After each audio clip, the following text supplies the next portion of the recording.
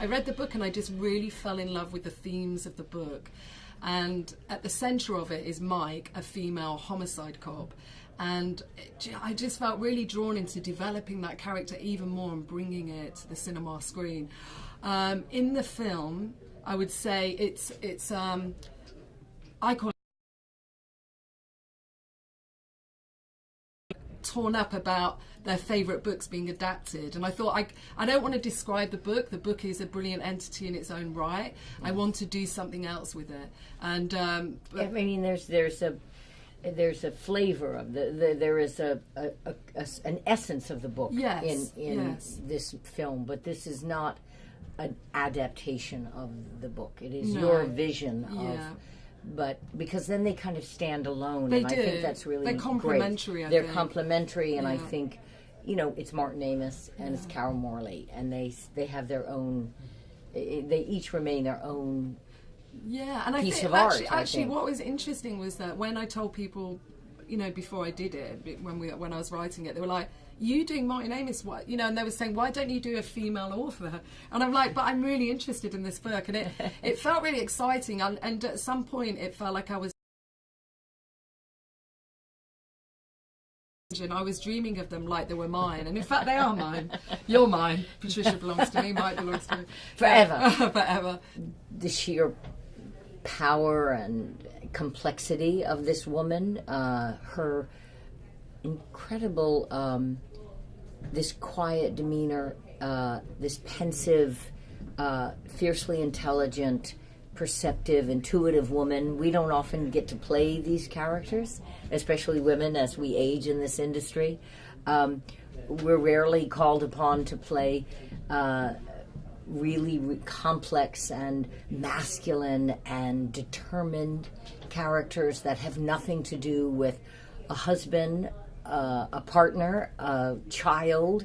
This is a woman whose life is work, and I was knocked out by it because I've often played so many characters that are defined by the people around them. Mike is defined by herself, and that's it.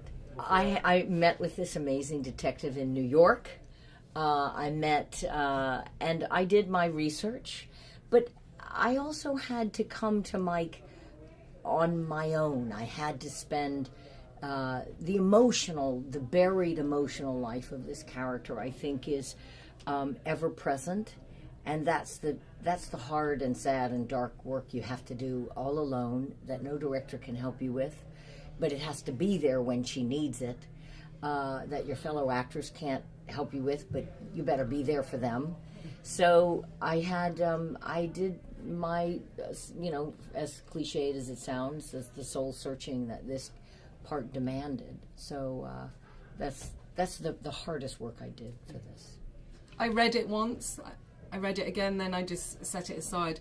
So I'm now very confused about what's in the book and what isn't, and what, Yeah. But I think for what I was profoundly interested in is this idea that apparently we know more about the mind is a model of the universe, and Patricia